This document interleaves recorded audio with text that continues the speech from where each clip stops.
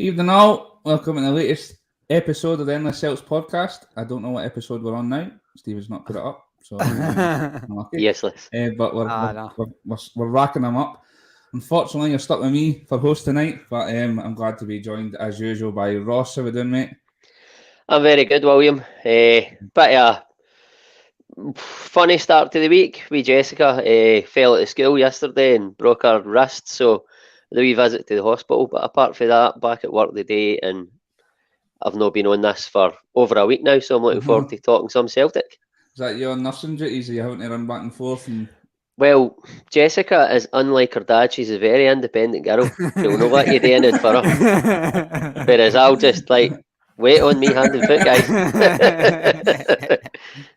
Well, I'm glad to be joined by Franny as well. How we doing, mate? All right? Aye, not bad.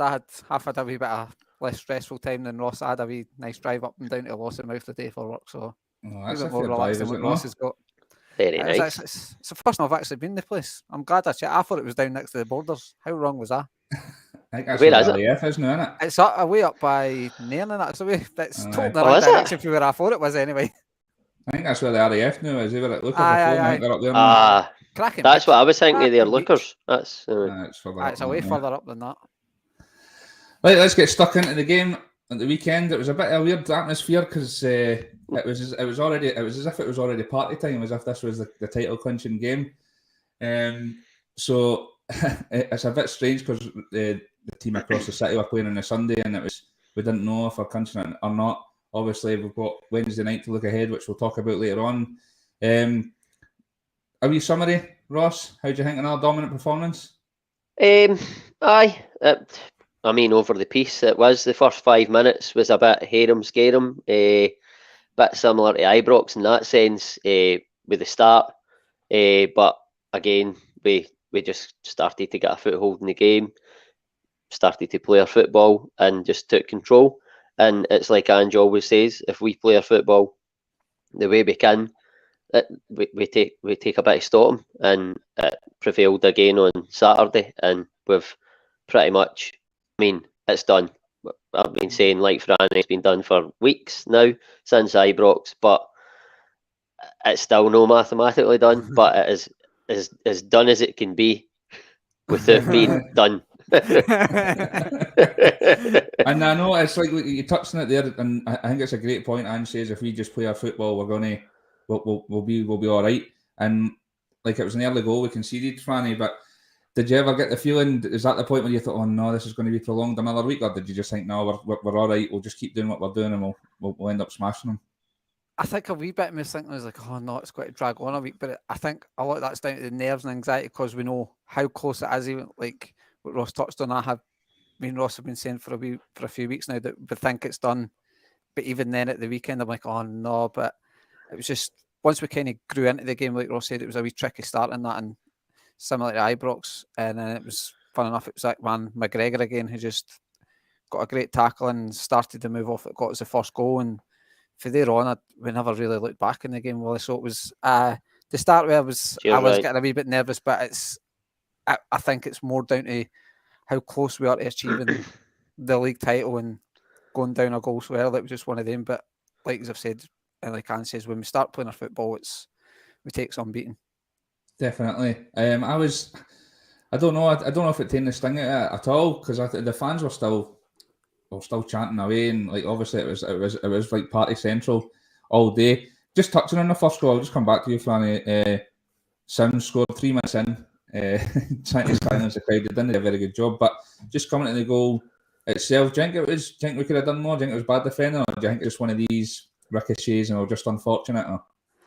I think it was a wee bit unlucky. I mean, it's a great strike. I think he's just onside. He probably is onside. It's touch and go if he was onside, and he just controls it well and swivels round.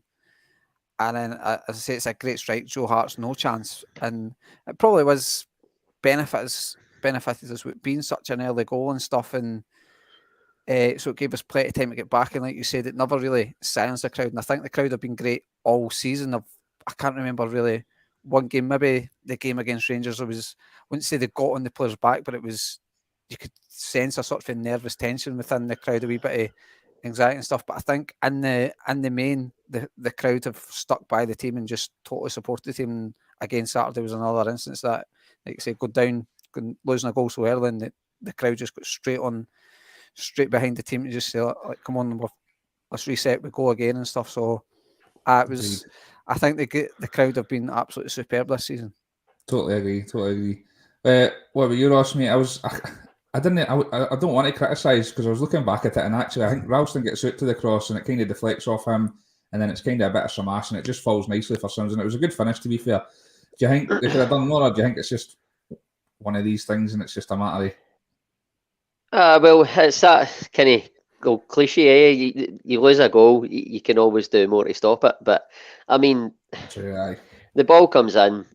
I think that the touch that Bhoys gets on it, kind of, I think is it maybe Starfelt? I think it sort of fools him a wee bit, and then Starfelt's sort of trying to come out. Sims has gone in, and it just sort of lands at his feet, and he takes it well. There's absolutely nothing Hart can do. It's just one of the ones. But early in the game, we hadn't really got started, and I think that the goal was the sort of wee kick up the arse again that we needed, and we didn't look back after that. Agreed. I think it was sorry. That's all right. On you go. I was just going to say that I was going to touch on what Franny had said earlier as regards McGregor. I think he done sort of what he done at Ibrox in a different way. He took it with the scruff of the neck kind of thing. He wins the ball back for the first goal, and you could argue it's maybe a foul, but there's a lot of football to be played between him winning the ball and putting the ball in the net, and it's up to the referee to make the decision. He doesn't feel it's a foul, and it was just another captain's moment in a season of captain's moments for Callum McGregor. Absolutely, and we always talk on here about how we think number 8's his best position, but he doesn't do things like that in the number 8 role. Number 6, we've all, I don't know who talks about it in the podcast, but they always talk about him being our quarterback, and he's the one that breaks up the play. But not only does he break up the play, he's not just passing it off to somebody to then set up the next attack. He's the driving force behind that. So that was another example of it, and he was superb. See, another thing, we're talking about that goal going in, and I don't know if you heard the stat. They said the stat on it was Sky Sports when I was watching the game, and they said that that's only the 6th goal we've conceded at home all season. Madness, eh? Wow. And the league, obviously. In the league, guy. That's some stat, man. This is a team that can't defend. Can't defend set pieces, and Starfelt's rotten. I just thought that stat. I was looking at it and I thought that's incredible. So, I don't know if he's clocked your man Gregory as well. After the goal, he's asked the team, "Come on, get up the pitch, let's go again." He was ready to get the game going again. Because this is only one each. It was no panic. It was. He was. I thought he was superb again. I mean, you could go through the whole team. I thought everybody was great. I thought we dominated possession as usual, and if anything, I think I'm going to go into the first goal, and I think this takes me on to the point perfectly. I thought actually Hearts they made it slightly easier because I thought they played quite a high line, and as soon as one of their wingers was in, not only was the wingers in, this is it's an extra small Alistair. He's very pass remarkable as Alistair. I thought that said it looks awful on you at first, so it's kind of actually once I read it all through, I was actually a bit happier. I felt like when one of the wingers got in behind, a striker was always 2 or 3 yards ahead of their back line as well, but because the winger was in front of their striker, so I thought they actually played into their hands a wee bit, and I think that showed in the first goal. Jota did unbelievable to skip by the boy, and the ball in the back post is great, and Maeda's run's great. I thought the front three were excellent. Do you think that's a partnership hopefully going into next season, Franny? That could be our front three permanently. I thought they worked excellent, and Jota switching to the right and Maeda being on the left, I just think it's been fantastic the past few weeks. What do you think yourself? I totally agree, because I think Maeda he's nailed that position on the left of the front three. It's his really. I think he lost a bit when maybe Jota's out there and stuff. Well, it's hard because Jota's brilliant at there as well. But I just think Maeda's, it just seems to, he knows how to play that position and do the press and stuff for there. And it's a frightening front three as well. And obviously, if that's a front three going forward next season, it means we've managed to secure the permanent signing of Jota, which is always another positive in that sense. But I also think you need to try and find a place for Giakoumakis in that team as well. It's just his goal again. It's one of the ones I think stick to him taking one touch in that, because these 2 touches, that's when he gets injured, and we can't be having that again. So it's just the nature of his goals as well. Like I know touched on it and stuff, but I don't. It's not a bad front three. Jota, Kyogo, and Maeda. It's a good conversation to be having. Well, aye. What do you think, Ross? Especially with the goal, how they work together and interchange and the runs off the ball. I think it's just a match made in heaven, isn't it? It's tremendous to watch. The whole team are tremendous to watch. They have been for blinking the Livingston defeat. They've just kicked on for there. That front three. I think that excuse me. I think that Maeda is as much a stick on the left of the front three. What's that? For me, GG is my first choice. By the way, I was going to come on to that if it was brought up. For me, I said it to myself the other day because of no pals. I says right now, I would probably. I don't want to say it because it's Kyogo's so good. Kyogo gets his goal. You'll change your mind tomorrow again. I know, but back and forth, going back to, I think Maeda is as much a stick on for the left hand side as what Joe Hart is for goals. That's how good he is out there, and I think Jota works perfectly in the right, and the way they swap over throughout the game, you don't even notice it. The next minute, you don't notice it happening, and the next minute they're swapped sides. But that we go back to it. That they're stick-ons for either side at the moment, and Abada is tremendous. I mean, God, I can't mind his numbers, but they're ridiculous for a guy his age, and he can't get into the team. We're absolutely wasted up there, and then you're talking about the numbers for him are even more ridiculous considering the fact he's not been playing. I know, exactly. Came back in. This is the thing I think it bodes well as well. I mean, obviously we're going to touch on maybe transfers and stuff a bit later on, but like out with that, you look at this season and we've had probably Giakoumakis for half a season, we've had Kyogo for half a season, we've had Maeda for half a season, we lost Jota for a chunk of the season, but Kyogo has got something like 18 goals in half a season. Giakoumakis has got 15 goals in half a season. Maeda's got like 9 goals for essentially the left at half a season. See if we get the guys for full seasons. You're talking about Giakoumakis and Kyogo could get the best part of 50 goals between them next year. It's so exciting. And that's just your two strikers. Because the goals are spread. That's a good point as well.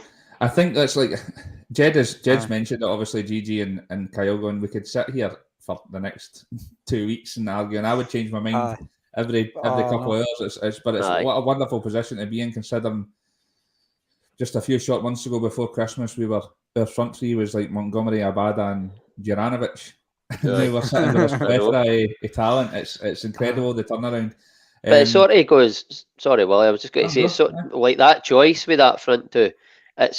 We're heading towards that with most positions now, where we've got 2 quality options for each position. Because I think the days, certainly under Ange, I think the days of squad players at Celtic they're sort of long gone. He doesn't want squad players. He wants guys that can rotate and come in and play. And it doesn't take away from the team. And I think we're starting to move towards that. It's still early in the process, but you can see it happening. Definitely. That's what we touched upon before. I think that's where we kind of lacked in the season going for the 10, where it was they were pretty much the first 11 was like they were all stick-ons. They knew they were turning up every week and they were going to play, whereas now everybody's fighting for their position. Doesn't matter where you are. there's somebody right up your backside wanting to take that shirt off you, and I think that's shown this season. Joe's actually came up. I think he made a great point earlier as well about Jota and his shooting and needs a bit of work. But for me, Franny, I don't know about you. I think that's why I like him on the right a bit more, because he's not cutting in as much and taking the shot. Because we've seen now a bit when he had his little sticky patch, which I didn't think it was a sticky patch, but there was a few times he's coming in and blazing it into Rose Edge. So I think for me that's why a reason I like him on the right. I don't know about you, but I think that kind of solves that conundrum of him coming in and trying that pop shot every time. It does, yeah. And then you see he's getting in at the back post and getting chances, and obviously scored in the Derby game. So I think it does solve that problem, because he was almost Ryan Chris. Yes, it was here, there, and everywhere apart from on target and stuff. But his crossing, his crossing is absolutely ridiculous. I think just the way he can get the whip and dip on it, and that it's absolutely brilliant. And he's a joy to watch. Like that first goal as well, just the intelligence to use. Knew Kyogo was offside. Like we all know, Jota's got the tricks and flicks, but it was just a simple, always go just hit the ball straight by them, and they're going to complain it to Kyogo. Right. Obviously needs intelligence. Did a gap move. He obviously needs Kyogo's intelligent enough not to run for the ball to make offside, and he just plays it in. So he's clearly an intelligent player and stuff. But I think having him out in the right solves out that problem. But again, we're not going to complain when he's playing out in the left. Just if he works on his shooting, he can play in the left a wee bit more often. I'm going to touch a wee bit on Jota later on, because I want to touch a bit. Again, Jota, magnificent, showing the other side of him for Kyogo's goal. It wasn't tricks and flicks, and it was a bit of tenacity at the back post and putting his head in where it might hurt, and winning the header at the back post. And there was a bit of, did the ball go in or no? But Kyogo, movement again, right place, right time, Ross. Aye, just made a nuisance himself right in that 6-yard box where you want him to be. I can't remember who played the cross into the back post. Was it Maeda? I think it was Gregory. Was it Gregory? I think so. He's played it out of the back post, and Jota's won it at the back post. Aye. And by the way, I love Craig Gordon. I loved him at Celtic, but he just moans every single time we put the ball in his net, doesn't he? There's always something wrong. I know I get he probably doesn't like losing goals, but I don't think he likes losing goals at Parkhead, because he's got that sort of history with us now. He wants to do well, but it's really difficult to do well in a Hearts team when you're playing against this Celtic team. And by the way, I think he did do well. It could have been. He did, aye.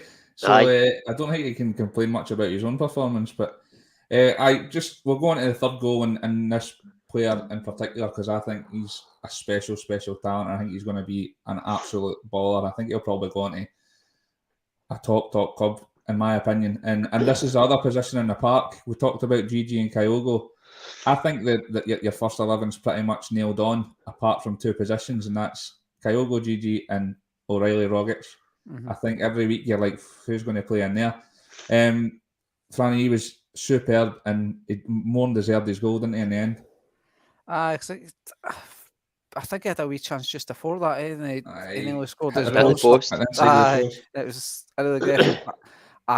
He's a special player. Like $1.5 million, we got this guy for MK Dons and stuff. It's what he's done is so natural. Like he's similar to Rogic in the way he plays, which is good. So obviously, if Rogic can't play a lot, the style's not changing too much. And like Ross was touched on, it's two players for each position that are pretty much can do the same job. I think O'Reilly's got a little bit more energy and a wee bit more dig than Rogic, but Rogic has maybe got a wee bit more guile going forward and got that wee bit of magic that he can just grab the game by the scruff of the neck. But I thought O'Reilly, he worked hard in Saturday again, just another really good performance and fully deserving his goal. And like we were obviously touching earlier about numbers throughout the team, and that it's just, again, it was 4 goals with 4 different goal scorers, so it's just everybody's contributing in this season.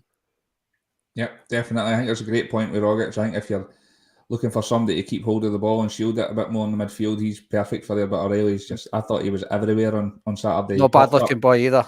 No, He popped bad up. looking boy either. It's not as good as God Jota almighty, with the he's wet gorgeous. look.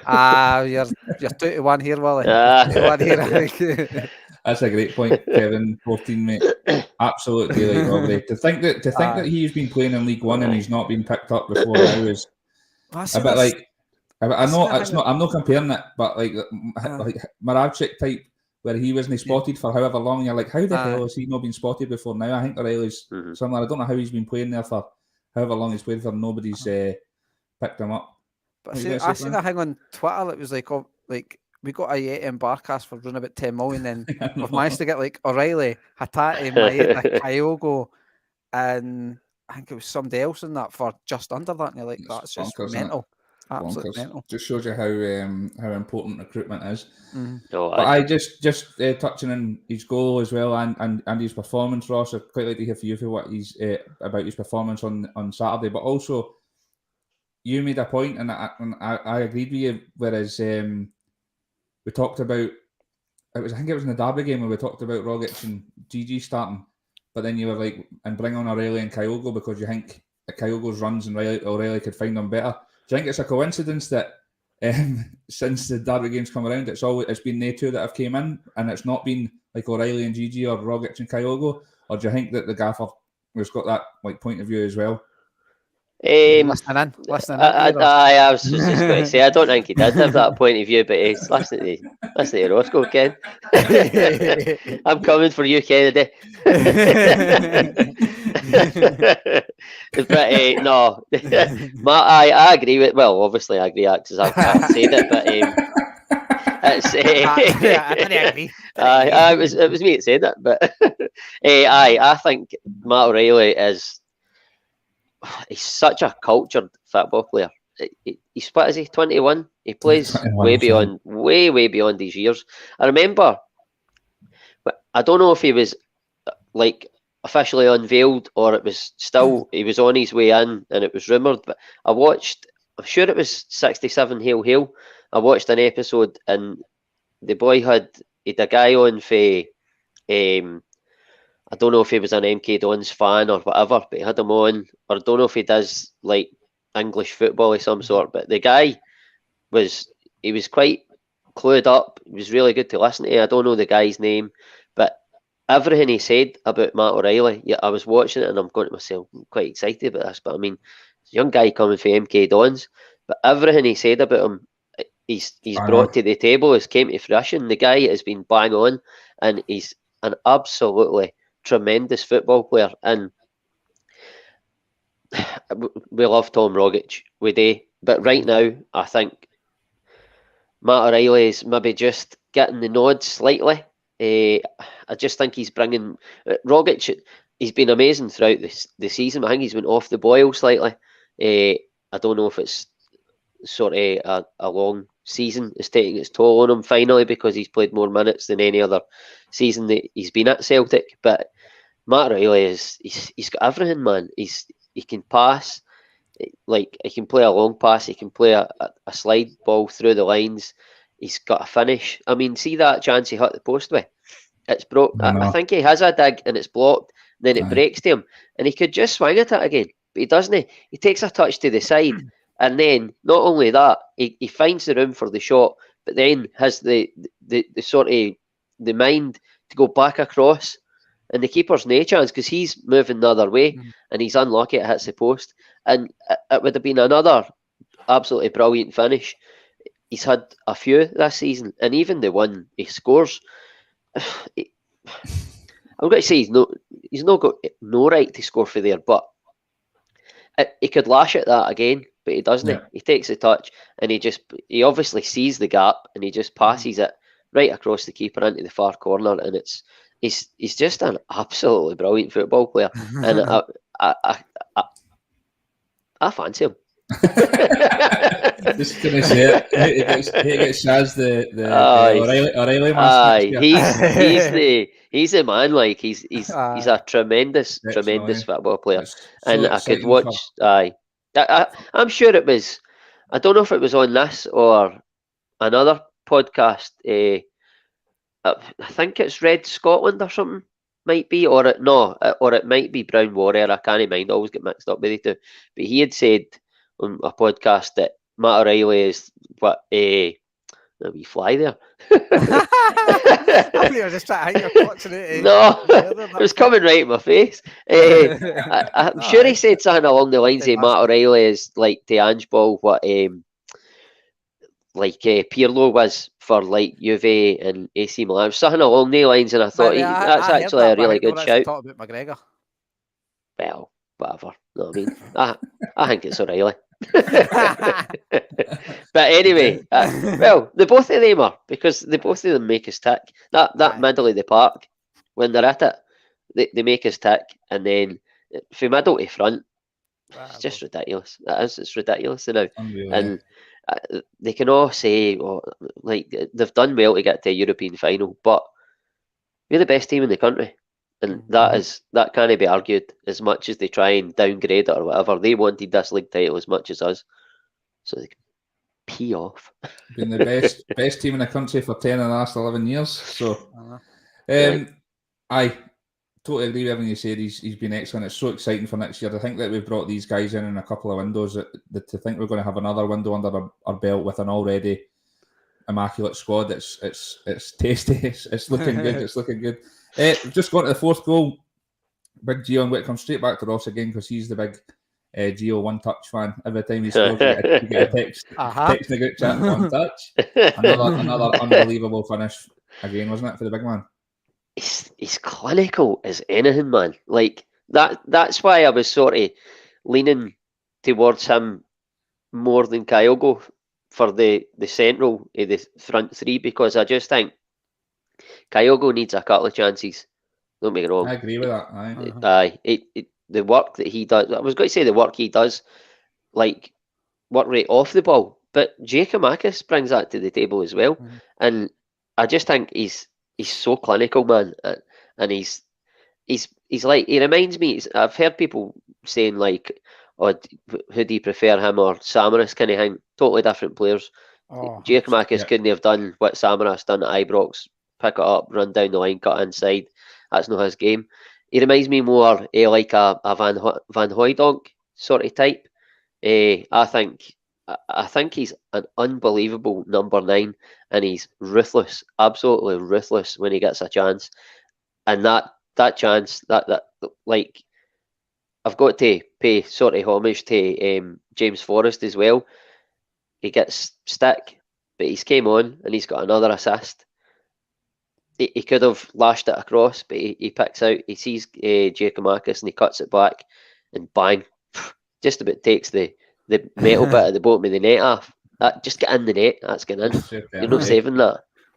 He's clinical. What a striker he is. I love him.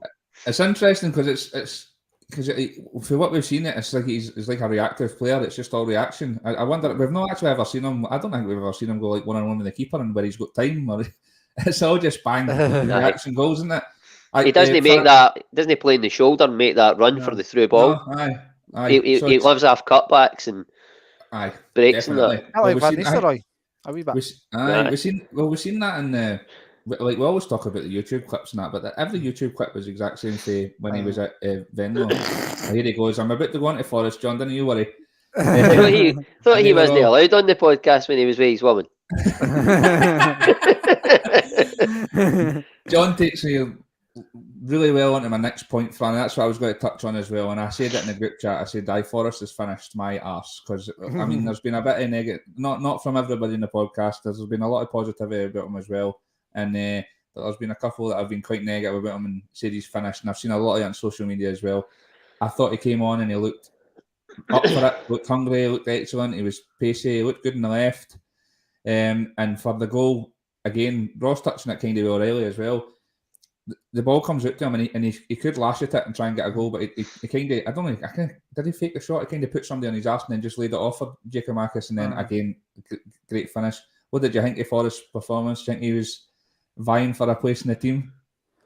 I think it's one of the ones I think he's taking his time to get back up to the James Forrest we know, and it's not helped the performances of Abada and now Jota that it hasn't helped him one bit, because it's one of the ones you're not looking for. You're not essentially looking for an option the right hand side to maybe try and make things work. It's what you're putting out there's working. So it's obviously when being out for so long, it's hard for him to get back in. And like we touched on it after the Livingston game and stuff, it showed that he still got it. It showed he's still a player. He's got bags and bags of experience that you can't buy at this stage of the season and stuff. And I think after the cup semi-final, he was again written off after one video clip. I mean, it was a clip of him running back. Basil probably outrun many a folk. And I think if you folk have got the narrative that James Forrest has finished, so if that's already in the back of your head and you see that video, it's just helping you sort of validate that idea. But I think he was sort of again wrongly written off on the back of a 5-second video for the cup semi-final. And I could have, like you said, he could have been a bit selfish on Saturday, but instead he looks up, sees Giakoumakis, and he's just, like Ross said, clinical. It's one-touch finish. It's the definition of clinical, really, isn't it? Or the one-touch finishes and stuff. But I think as well with Giakoumakis, it shows he's a good character because he came in after just before Christmas when we needed him, was banging goals in, was the main man. Then Kyrgios came back and taken his place. I know, obviously, Giakoumakis got a slight re-injury and it's helped Kyle get back in. But then he's shown that he's not taken it to heart, so to speak, that he's came in, he knows his role within the team. He's came back in and he's performed. And like, I love Big Giakoumakis, but he's a proper character. Just with that, like, how true is that statement back in February when he's just said how he thinks we're the best team and all that, and we're going to win the league and stuff. And he's just backing everything. He backs everything up. And even if he wasn't, when you see the size of him and how good he looks with his shirt off and that, you just wouldn't argue with the guy, would you? I mean, he knows exactly what he's doing when he's coming on as a sub. He takes every second they can't get that top on. It's just getting every a bit. Second. First it was O'Reilly, now we're talking about the big man. I know. Cherry hot cock. In a nutshell, Forrest isn't done. No, good. Didn't No, judge him on YouTube clips. Guys, we appreciate all the comments coming through. Donny boy, I totally agree. He's like Forrest. I don't think he'll get back in the first 11, but he's the experience first of all in the dressing room. But I think he's still got a lot to give the team as well. A squad player, definitely. I think he's shown it. I think when he came in against Livy recently, he looked excellent, and I thought he looked great when he came on at the weekend. I just think, like I talked about, Giakoumakis being an active player. I think Forrest's the same, and I think when he's got too much time to think or whatever he's doing, and he's trying too hard, it just don't think, just do it. And I think that's when he's at his best, and hopefully we get to see a bit more of that. I think it was Kevin 14 talked about Turnbull coming in as well. I wanted to talk a wee bit about Turnbull because obviously he's came back in. I think he got an hour, and I thought he did decent. Ross, what do you think his performance? I know he's coming back off a long injury, and it's difficult to show what you've got when you're coming back and you've not got the match fitness. But first of all, how do you think he did? And second of all, he played in that number 8 role, which is Hatate's at the moment. Do you think he can fill that role, or do you think he's more a number 10? First of all, on his performance, I think he never put a foot wrong. He grew into the game. It was a couple of maybe stray passes in that early on, but I thought he grew into the game and he looked fine. He done fine. Nothing more than that.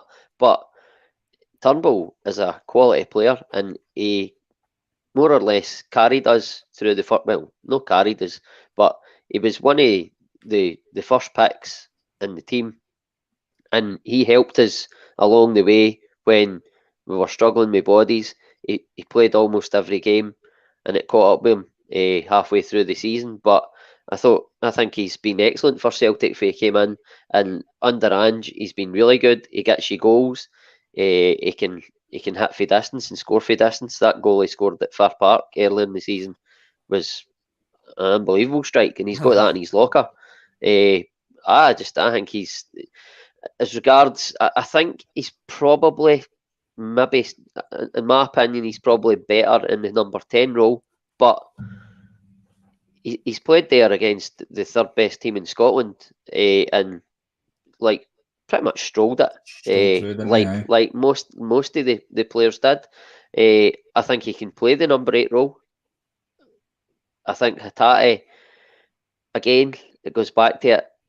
Couple of players for each position. Would you play Turnbull in that role in a Champions League game before Hatate? Probably not. But domestically, if you're playing Hatate on the Tuesday night, absolutely pulverising Liverpool at Parkhead, and then you can play Turnbull on the Sunday. Do you know what I mean? That's the dream. But aye, Turnbull, like James Forrest for me, has got a place in this squad, a place in this team next season. And it's good to have good Scottish players in amongst it as well as your foreign exceptional talents that we possess. Aye, very well put, Ross. I think you've got it bang on it. But I want to come to you, Franny, about Turnbull as well, because I was a bit sceptical about him being a number 8. The reason being, I'm not so sure he's got the engine for it. And I don't think he's as, like, for me, Hatate's like, he's a hardy wee bastard. He gets stuck in and he's in a tackle and I don't think Turnbull's got that about him. But I think Ross is bang on. I think Champions League, you're going to get a bye, but in the league, I think you would most definitely play him there. And I think he's similar to Hatate. He gets in these positions and he can get a pot shot at goal, and he's good at striking for range. I think he could. I definitely think he could play in there on number 8, especially under Ange. And Ange will take him under his wing and tell him how he's going to come in. And we all know the talent that Turnbull possesses. Like Ross said, the tail end of last season, he did. For me, he carried us the last third of last year. He was exceptional. What do you think on him coming back? It's going to work wonders for us in our squad. But what do you think about him in the number 8? And also, it's just great to have him back in the squad, isn't it? It's great to have him back, and like you said, I think he had a decent enough 60 minutes on Saturday, and I think he could work in the number 8. But I'm with you as well. Well, he's not really got the. I wouldn't say it's definitely probably got the errors, but he's not got the pace maybe to cover the sort of the yards like Hatate can do and cover so much his area and things, and he's maybe not got the same dig. But where I think he's maybe got it up in Hatate, I think don't know if his shooting's any better because Hatate's had a couple of worldies as well. But I think his passing and distribution's a lot better than Hatate's. But Hatate isn't scared to try and play a difficult pass. But I think more often than not, Turnbull's passes are completed passes where Hatate has got a tendency to lose the ball. But I think, like what you were saying, Hatate is more likely to play in games where you need more energy in the middle of the park. But I think Turnbull certainly can work in that number 8. I think his best position possibly as if there is a position between the 10 and 8, I think that would be his best position. It's just he has got a bit of creativity, but he is it's maybe just not got the energy to get back and forward all the time. But he's certainly, like we say, he's a great option to have. And I don't think he's got to go into the 10 in the sense that it's Rogic and O'Reilly's there. I don't think he's a better option than they two, but certainly looks like he could work in number 8. Agreed, aye. It's interesting because we're not necessarily like we talk about 2 players for each position, but you've got like 6 midfielders, but they can all play in certain positions. Like Carmack can play any of the 3. Like I think O'Reilly could play that number 8. I would prefer him in a number 10, but I think he could play there. That's a good point, Kevin. I think Turnbull he's great in the half turn. He's great at doing that wee drop of the shoulder and coming the other way. Brilliant for us coming back. It's a shame it's the season's coming to a close and he's not. But he starts again. He's like a 6th top goal scorer in the league or something like that, and he's only played about 2 months. He's got like absolute bonkers. But that wraps up the first segment for the game against Hearts. But I just want to touch on just quickly, Jota back to his best. I know a few people say he had a bit of a sticky patch there, and he wasn't looking as good as he was the first few months of the season. But for me, he looks back to what he was, and I think it just shows more that it's more imperative that we need to sign him. But Franny, I'll come back to you too. His favourite 2 cinch man of the matches. And I know I think it is. Did you see that in Sky Sports? So like that's your favourite moment. And he's like, I know he stands at the same. Another wonderful performance. He's on a good run of form, and again, I know we keep banging on about it, but it's imperative that we sign him. And I know you've touched on him earlier on and said what he's gave us, but he's been superb recently, hasn't he? Also, we spoke about it a couple of weeks ago and stuff, and I think he did have a wee sticky patch, but I think, again, like I was saying about Abad, like we're talking about Abad at the same time. It's young wingers just kind of try to understand their role and position. Really, they've got to go through the sort of the type of performance. I mean, I think you touched on it earlier in the season when you said like it's not. It reminds you similar as to how Ronaldo, when he first came in at Man United, it was just how he would maybe try too hard at times or try and be too tricky. It's just when Jota simplifies things as well, I think he's really good. Obviously, he will do the flicks and tricks and stuff, but when he doesn't try and do one too many, he's really good.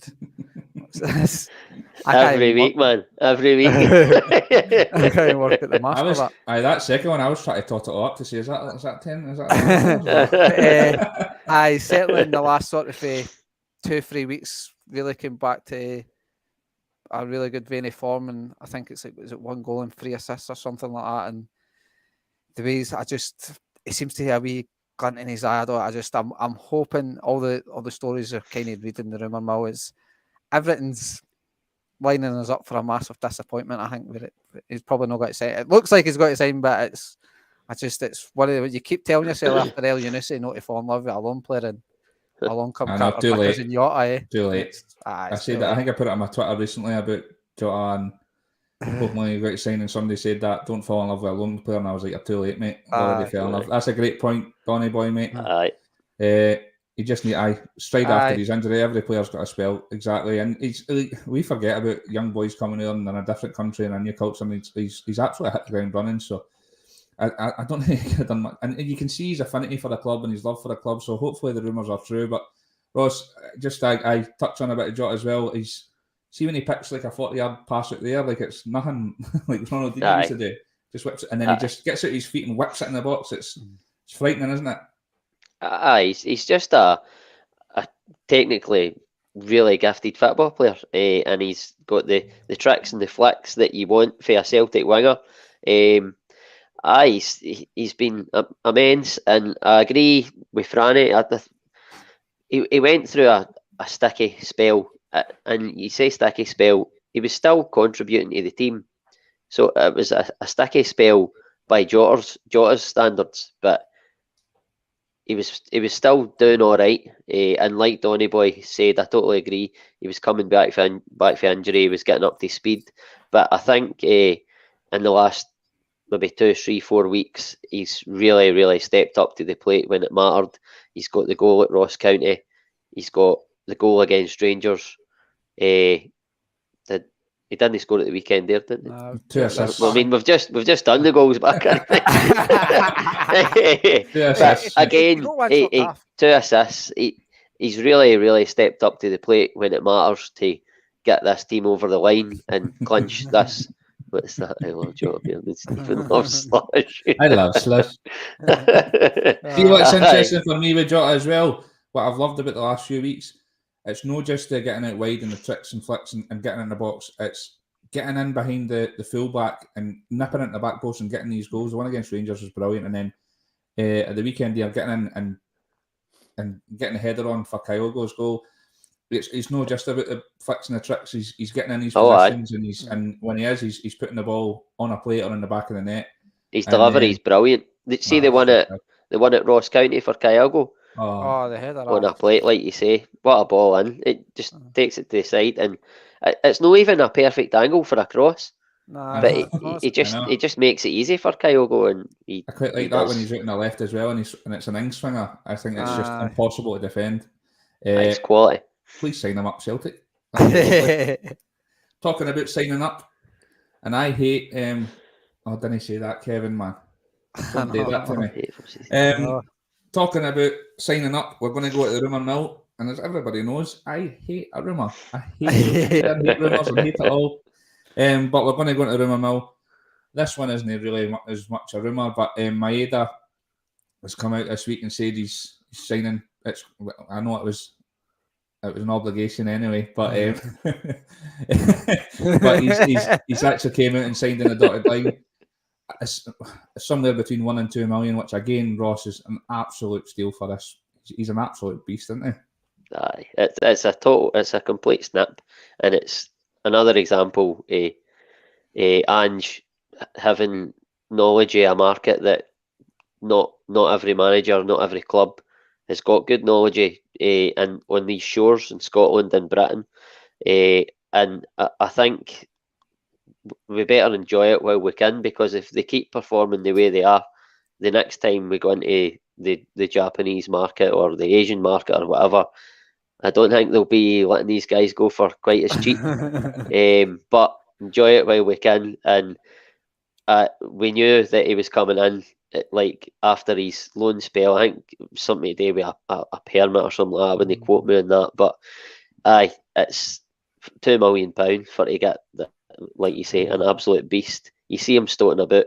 His thighs are like nearly as big as Roberto Carlos. He's an absolute running machine, and he can play football pretty well as well. I know you was touched on a recent pod as well. I think it was about Kevin Nisbet or something. And to think they were quoting us like $3.5 million for him, and we're getting these boys for that, it's astonishing, isn't it? Kevin Nisbet is absolute done. He's dug shite, isn't he? Aye. Franny, Maeda, absolute snip, bargain. I reckon if he had joined in the summer, he could have been right up there for player of the season as well. He's just been electric, hasn't he? I think he's key to the press we do for the front. He just seems to know when and how to press. As stupid as that sounds, like he seems to be able to cover the front three positions and press for the left, the front three positions so brilliant. Like, it's not just running about because he's got tons of pace and tons of energy. It's all deliberate and stuff.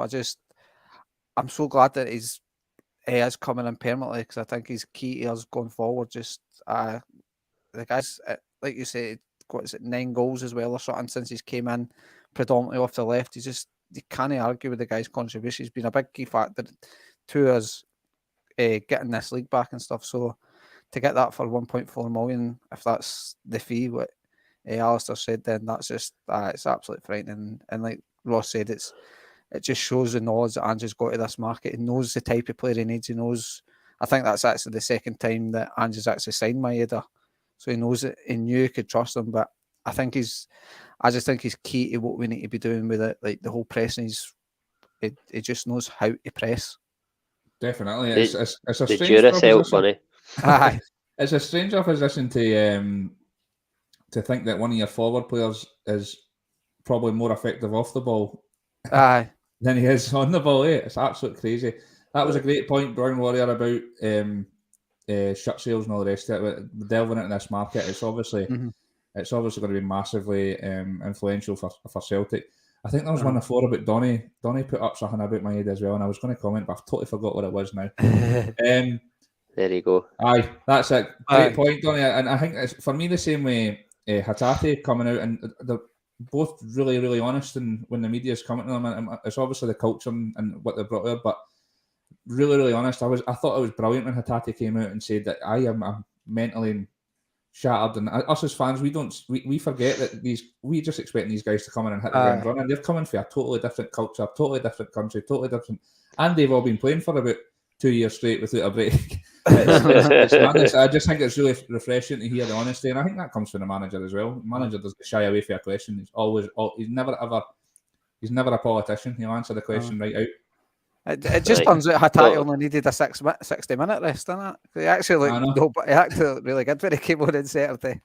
Definitely. So again, rumour mill. We'll keep chugging through. The Bitton rumour has come out that it looks like he's gonna. We'll touch on that next, Paul, mate. Aye. Paul Dye. Yeah. Thanks, mate. We'll touch on that shortly. Bitton. The rumours are that it looks like he's on his way out. Ross, what do you will you be disappointed to see him go if the rumours are true? I don't know how I feel about that. Bitton has been, I want to say he's been he's been an unbelievable servant in the sense, longevity that he's been at the club. He never complains. He just gets on with it. He's been a bit of a roller coaster ride, don't it? Aye, but he's been utilised for a lot of his time here as a centre half. He's never a centre half. He's been hung out to dry at times, and don't get me wrong, he's made mistakes. He's made big mistakes in games, but the majority of them have came playing in a position that he's not familiar with, and he's never a centre half. Nice. And Celtic, in a sense, to an extent, has let him down as much as he's let them down, in that sense where he's been used wrongly and then hung out to dry. But then on the other hand, you look at some of the mistakes. I think it was at Ibrox. They done the poke in the eye or whatever. Like he should be more experienced. That's not even like playing out of position. That's just a silly thing to do. But I think Celtic are going to bring in I think they need to bring in another midfielder this season, this summer, and I think that Rogic, he's had his time at Celtic. I think he's been a good player for Celtic, but I think he would go with my best wishes. Well, that's what he's just saying there. He would, but I think that I look at it like I'm struggling for the words. I'm not disappointed to see him go, but I'm not like happy pushing him out the door. I'm not pushing him out the door, but I think that we need. I think we need that, and I don't know if Idiguchi could be that guy, but I think we need a hard man in the middle of the park, and I think Bitton moving out sort of frees up that space, if you like, in the squad, because you can't just keep bringing guys in. Do you know what I mean? You need to trim the squad a wee bit as well. There's a number of guys that I would be happy to let go. Bitton wouldn't be the top of the list, but if he's going to go, then again, he goes with our best wishes, and it frees up a space for a player that we probably need more than Bitton. There's somebody totally agreeing with you, Ross. Aye, it's because he's got the same name. Nearly got the same name. That's me. So they are, to be fair. I feel the exact same. And Brown Warrior made a great point that you yourself made, Ross, and I think similar. I think Gucci's going to get a bit more of a run in the team, and I think that pushes Bitton further down the pecking order, and he's of a certain age. If he wants to keep playing his football, then I think he's going to have to go. Donny Boy made the point about Abada. It's a great point as well, mate. I really hope that especially after him losing his birthday, it doesn't affect. I know doesn't affect him because I know he's been a big pull for him, and I think whenever they're pictured in social media and stuff, the two of them are always together. Obviously, I would move McCarthy on as well. I think that's Stephen, by the way. See what you're talking about Abada and Bitton there. I see it was one of the Celtic pages that I follow on Facebook, and it was a guy had met like Bitton and Abada, but Abada wasn't in the photo, and the guys, the guys put on met the big man today, but Abada was with him, but he was away for a shite, and somebody said that's the most information ever on a photo. We didn't know where he was, but I thought it was a belter, man. But that really. He's nobody cares, mate. Did you see the part of the Abada on social media about that? I'm pretty sure it was a Man City game. I think they were at. I don't know if it was Champions League or no. They were at the game together, and Abada put a picture of them out, and I don't know if it was Abada or Bitton, but it was pretty much like out with my dad, right? I did see that. But I'm hoping it's not going to come. I think we've all seen the togetherness of the squad this season, and how much they're all a family. So I'm not sure that'll affect it too much. Hopefully. Franny, your thoughts on Bitton? You're going to be disappointed to see him go, or is it much like I think the general consensus of the Celtic fan base, where it's like he's been a good servant to us, but I think these times come around, and I think it's probably time that he should move on. I'm going to try and not sound too harsh because I think it is time for him to move on and stuff. And like Ross touched on, he has unfairly got to get judged a good part of his career for playing at centre half, where he just never really looked comfortable at centre half. But I think it was, I don't even, potentially Dyler played him there, Rodgers played him there, Lennon played like none of them, and even Ange. So at least 4 managers have played him at centre half, where he's clearly no centre half. So I think he's kind of unfairly treated a wee bit on that. But saying that, I can't really think of many times I thought Bitton's, but he's been decent enough this season. But I think Bitton's done well out of Celtic than Celtic have done out of Bitton. I felt like that sounds harsh as anything. I've tried not to sound harsh and just absolutely annihilated the boy by saying that, but I do think it is one of the ones where I'm a wee bit happy that he is leaving in a sense. Move on, because I'm just absolutely ruining the guy here, man. Trying to know Quality. No, I hear No, what you're we're saying, laughing at. We're laughing at Paul. That's brilliant, man. We're not laughing at you, kid. No. You were talking sense, son. I'm more happy he is moving on because I think we need fresh guys out. Like I don't see a future. Like if you're keeping guys like Bitton around and that, I maybe be a wee bit concerned and stuff that you're taking a sort of a cheaper option and not try to progress a wee bit and stuff. But as I say, I think Bitton's done better at Celtic than we've done it at Bitton. I hear what you're saying with that, mate. I really am, and I think for me, with the Bitton stuff, and I think Ross is bang on. I think we need to trim the squad a bit. The likes of Bitton, McCarthy's, and the likes. We touched on earlier how we've got players in, and everybody's pushing them to get in these positions. Bitton and that are not doing that. They're squad players. They're not pushing to get in that first 11, are they? No. They're third or second or third down the pecking line. So for me, I think these are the type of players that we should be looking to move on, and then in the transfer window, bringing in more quality to push the guys that are in the first 11. I think Angie said that he's gone for quality than quantity, rather than quantity, which is exciting considering his track record so far. I know. The good thing is, the thing is, I don't think we need too many. We don't need. It's not like what we did this season. It's not a massive overhaul for me. No, definitely not. For me, the loan signings, you get them in permanent, and then 3 or 4 more maybe. Yeah. And it's quality. It's not quantity. Aye. To push us on to the Champions League sort of level to be able to compete well enough there. So where would you go then? Where would you go for strengthening? Well, we're going to go left back because that's the rumour that's next. Look at me trying to host. Ross said this. Take all the time I'm trying to. It's like I could just randomly host halfway. Oh, come on, man! Danny's no cardboard tonight. It's just because he's got a decent host on that he can express himself. Express yourself. Next, you guys have been putting it in the comments. I've seen Alistair Jack put it in straight away, and a few people have been asking questions. Ross text the group literally about 3 minutes before we were due to go on. So I know nothing about this rumour, but it looks like we've got a left back secured, if you believe the rumours.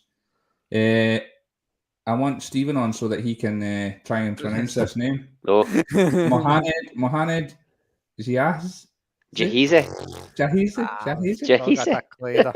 Not got a clue either. The rumour is 2 million from Hammarby. Apparently, he's the top player in the Swedish league. An attacking defender whose high energy style of play fits in perfectly with how Postecoglou wants Celtic performing.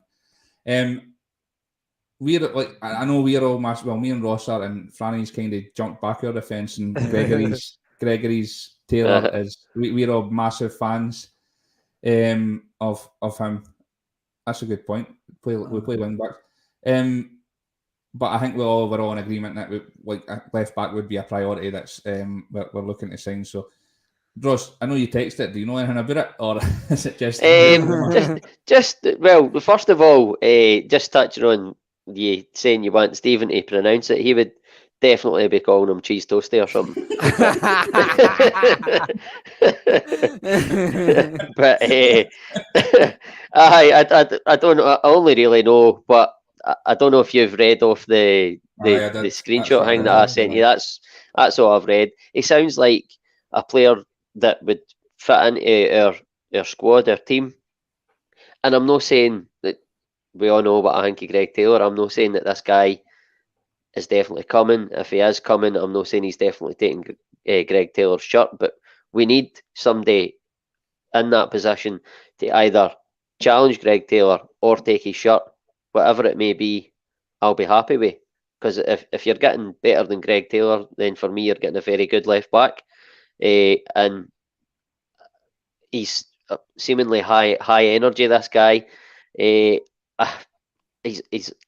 quite good attacking. So he sounds on paper similar to like what Juranovic would be. I think that's the type of guy that we're wanting to be bringing in. And then if he is better than Taylor, we look at it and we've got Juranovic and this guy on either side, and then you can call upon Ralston or Greg Taylor. So again, it's a good position to be in. But time will tell if this guy's coming in, Jahizi. But I mean, if he does come in, the song is it's so fucking Jahizi. It's got to be. Bring Water, that's a great point. I think for me, I think Greg Taylor's decent on the ball, but he's decent. Juranovic is far more comfortable. I think Juranovic could play as a midfielder. He's that comfortable on the ball. If we had something on the other side, that would be brilliant. Thanks, Lanky. Back again, back in the old name. Appreciate it. Thanks for tuning in again. He said that apparently we were after him in January. I've heard so it's looking positive then. Franny, what do you think? I know we know nothing about the guy, but I think we've touched on it. Left back's a priority in the summer, isn't it? Yeah, I mean, I've jumped on the Greg Taylor bandwagon in recent months and stuff. So, like we say, it is probably the one position that we are weak in terms of depth. Its scales it doesn't look to be in the picture so much anymore, and I don't think Juranovic should be the second choice option at left back. I think you need a proper left back there, and if we can get like what Brown Warrior said, I mean, in an ideal world you get a Juranovic that can play left back, and we're all happy. But I think we need to we do need to get a left back in and see whether that's competition for him. Oh, totally. I like going with what's popular, Stephen. I like being popular.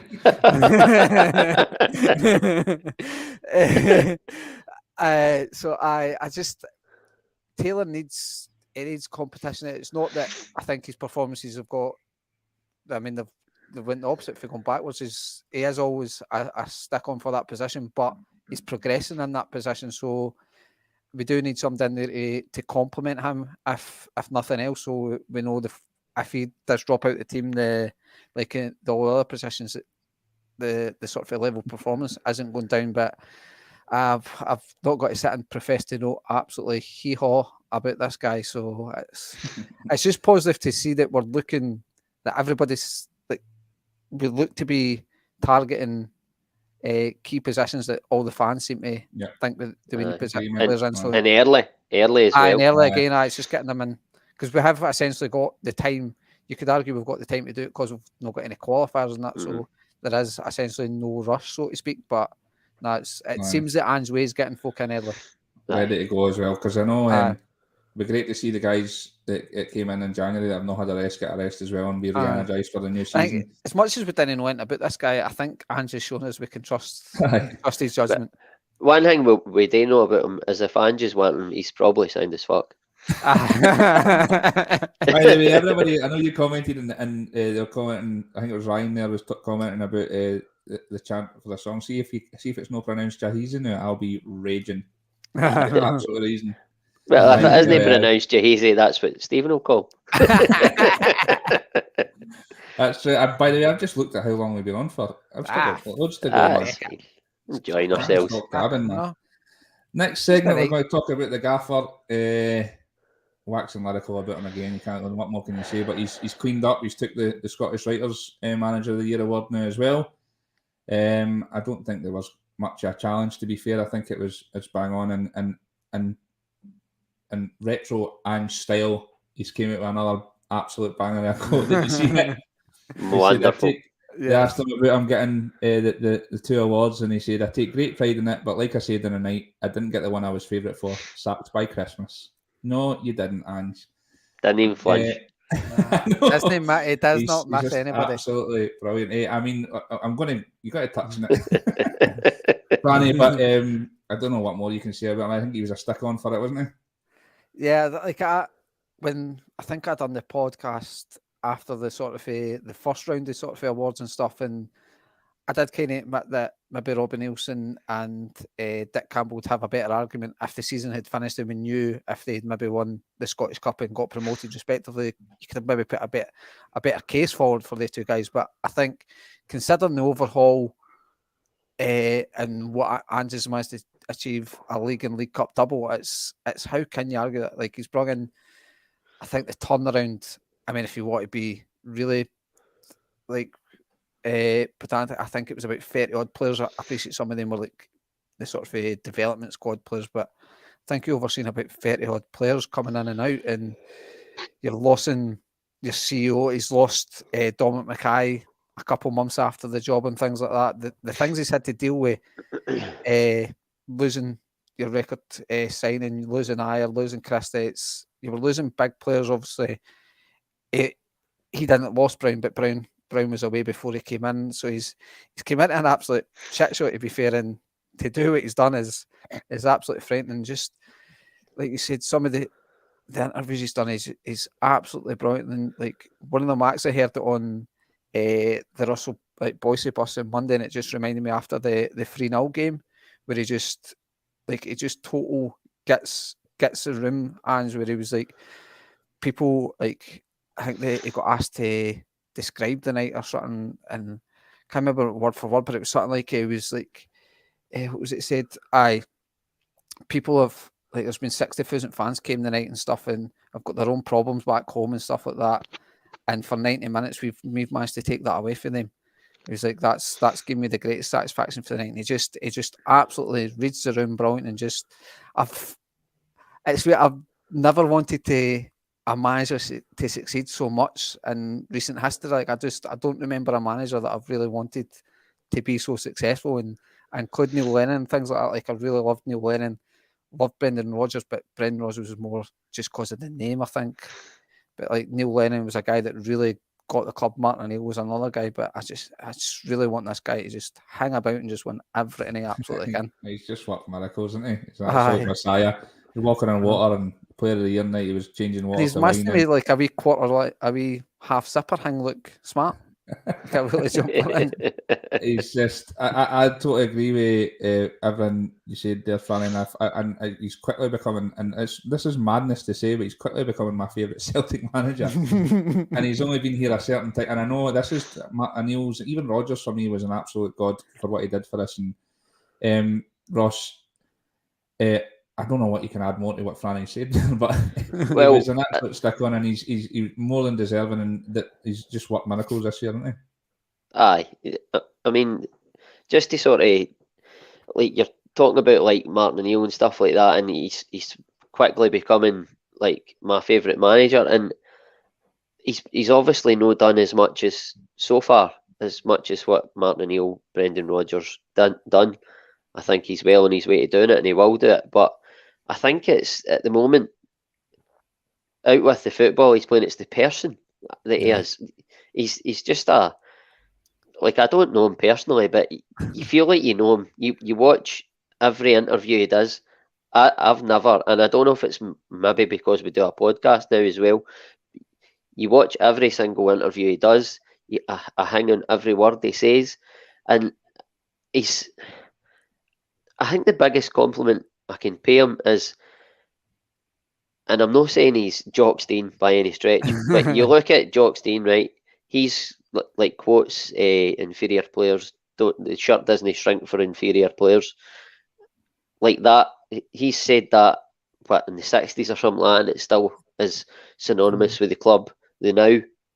And I think that one that Franny said, like things like that, after that Rangers Celtic game, I think things like that will be floating about when we're probably long gone, and he'll be forever remembered. I think he's going to be here certainly for at least 3 years, hopefully more, and I think he'll be, when he does eventually leave, he'll be an absolute club legend, and he'll be spoken about for years to come. I mean, when I'm older, I'll be telling the younger boys, I mean, I'm older than him, I'm telling younger boys about Martin O'Neill, so, but I think he'll be at that sort of level with Martin O'Neill, Jockstein in terms of how he'll be spoken about. And as regards this season, which if you're no getting Stein's right, 100%, 100%. Everybody's in agreement with you, mate. Totally agree. But what you got to say? What? I think he's a top manager.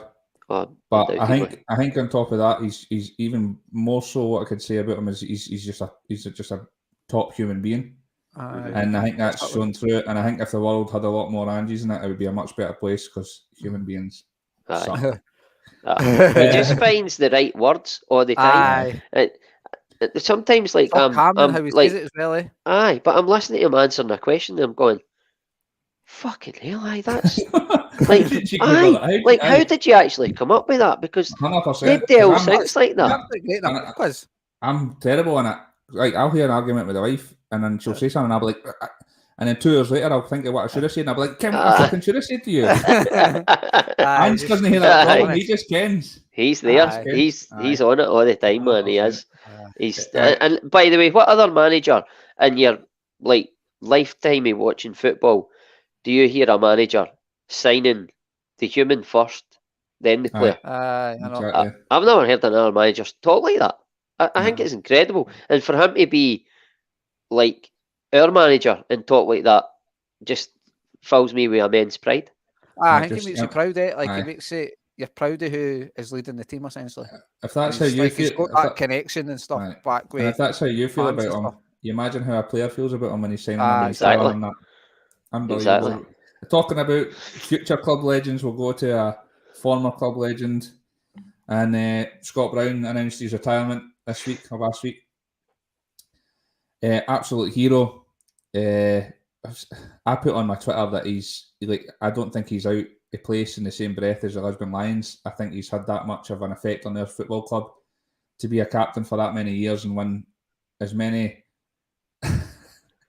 No, I'll just take the couch. The couch is comfier anyway, Donny. I'll just take the couch. I said that I don't think his name's out of place in the same breath as the Lions because his trophy haul, how his longevity, how good a player he was. It's a sad day, but it's nice to see all the tributes and looking back at his career, isn't it, Franny? How do you feel about Scott Brown?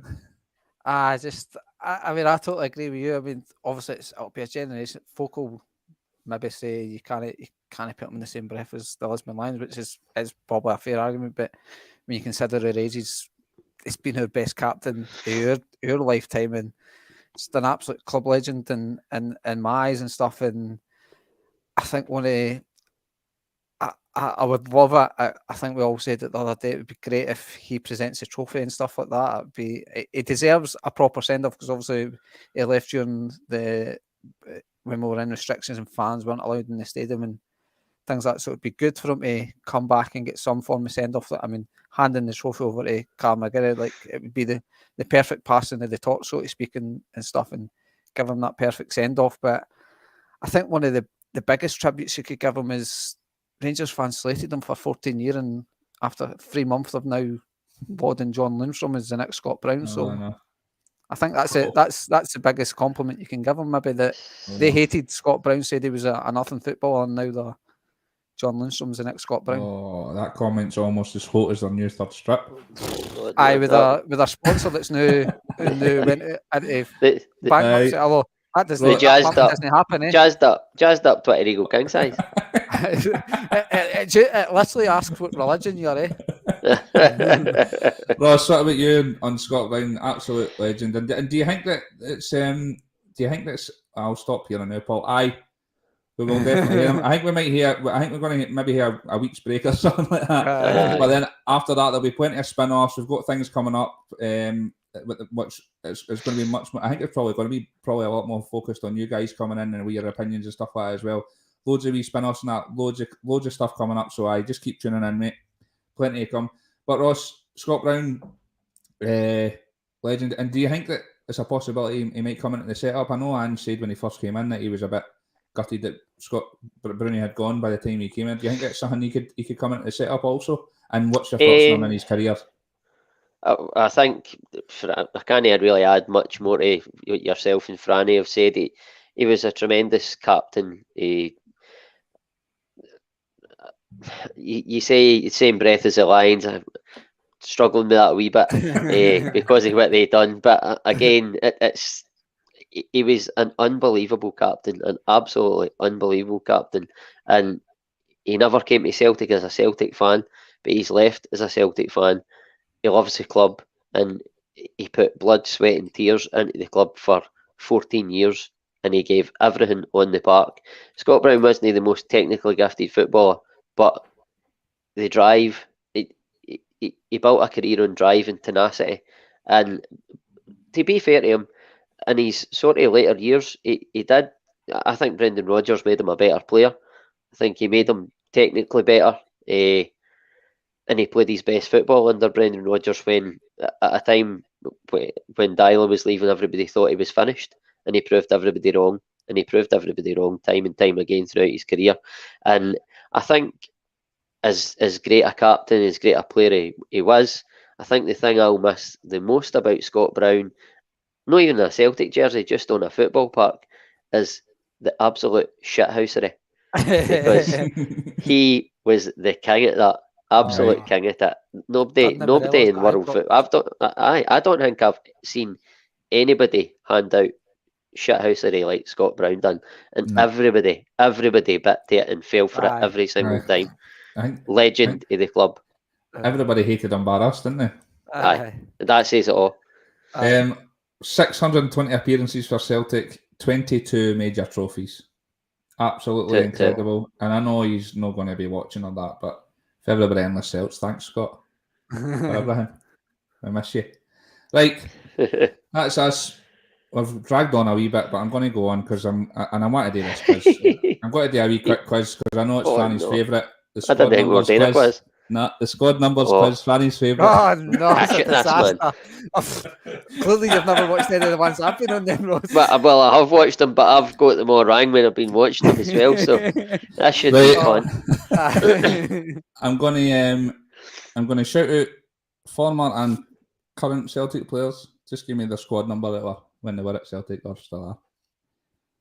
First one is Massimo Donati. 18. 8. Oh, Franny, 1-0. Oh, 18. Aye. 10.5 Lennon. 8, aye. Darren O'Day. 25. 44. Nah, 48. Unlucky. Daizen Maeda. Oh, he's still the nutty. I know. Is it 35? Nah. I want to say 6 for some reason. Why 6? I don't know. Jeez, this is always murder. What number is it?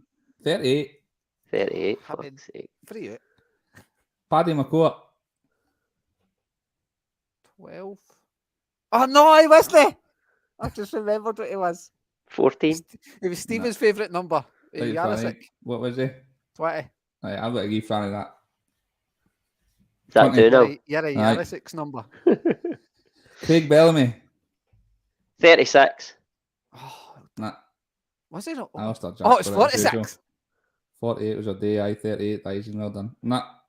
Oh, you were very close. 47 it was. Big Chris Julian, Superman. 6. Oh, Beaton's number 6. So he is. I tell you I was pushing it. Yeah, Franny takes it. Oh, the squad numbers game never fails. Never fails. I fucking hate it, man. Thanks, guys. Appreciate again all the comments, troops. I know we dragged on a wee bit there. We're always doing that, forever doing that. We'll maybe hate to go to 3 pods a week soon. McCourt 20, easy. I knew the guys. Ryan, Alistair. Alistair's always right. Right, Donny boy. Jed's usually in. That giggle. Jed's usually in. But you're all saying about the summer coming up. I know we've got 3 more games, 3 more pods before the season ends. We'll definitely still be on. We'll have loads of content to go, and we'll still be on weekly today.